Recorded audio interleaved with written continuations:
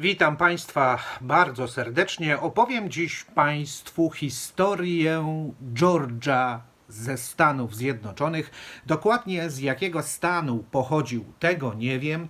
Ta historia jest warta, żeby zwrócić na nią uwagę, chociaż wydarzyła się w 1983 roku.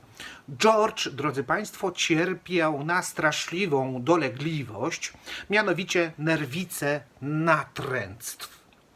4 godziny dziennie, każdego dnia brał prysznic. Kilkaset razy dziennie mył ręce. Nieustannie sprawdzał, czy okna są zamknięte, czy drzwi są zamknięte, w obawie, że może go ktoś napaść i okraść. Nieustannie także sprawdzał, czy przypadkiem nie zginęły mu pieniądze z portfela. Lekarze nie byli niestety w stanie pomóc George'owi, operacyjnie wycinając fragment mózgu odpowiedzialnego za jego schorzenie, ciężką przypadłość w ogóle.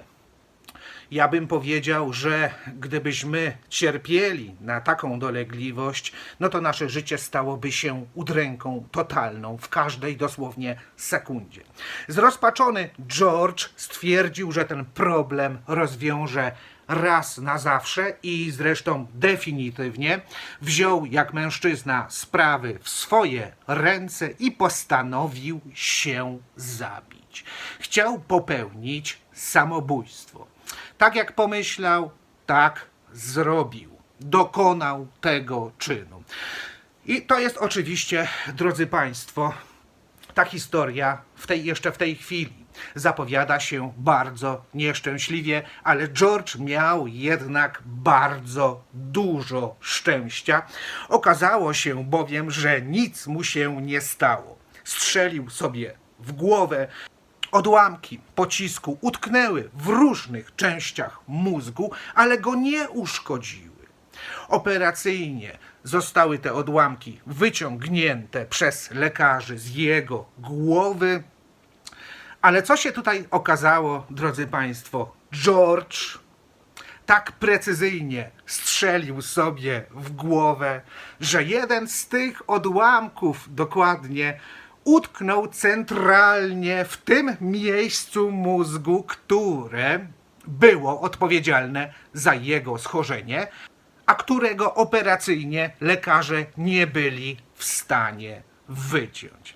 I w ten sposób, drodzy Państwo, George z nieszczęśliwego człowieka stał się wielkim szczęściarzem, bo chwilę później, gdy doszedł do siebie, po tym zabiegu oczyszczania jego mózgu z kawałków części pocisku, okazało się, że wszystkie jego dolegliwości, czyli nerwica natręctw, zniknęła.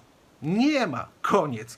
Odłączył sobie ten chory, uszkodzony fragment mózgu, który go każdego dnia gnębił i nie dawał mu, drodzy Państwo, żyć. No, jest tak, a moglibyśmy tak nawet powiedzieć przy tej okazji, że człowieku, wylecz się sam. Sam się wylecz, sam bądź dla siebie lekarzem. Przypadek George'a kończy się bardzo szczęśliwie. Jest przy tej całej trudnej, ciężkiej sytuacji, bo jednak gdy człowiek podejmuje się dokonania próby samobójczej, to nie ma tutaj mowy o tym, żebyśmy mieli do czynienia z czymkolwiek, co miałoby mieć jakiś wydźwięk pozytywny, a jednak ta sytuacja dla George'a skończyła się wspaniale. Jakie są losy George'a? Ja tego, drodzy Państwo, oczywiście nie wiem, nie mam najmniejszego pojęcia.